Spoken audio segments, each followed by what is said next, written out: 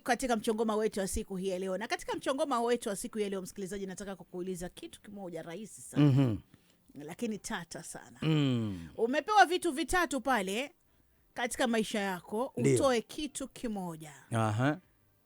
Kuna kazi, kuna hela, na kuna mpenzi.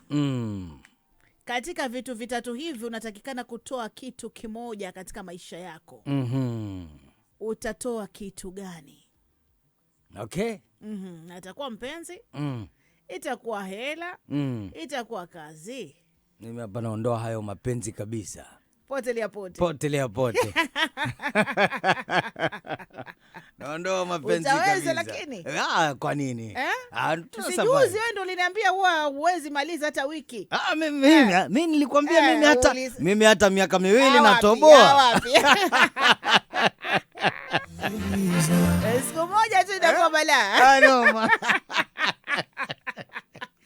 Anyway, wacha tusikie msikilizaji anatoa kitu gani katika mambo haya matatu.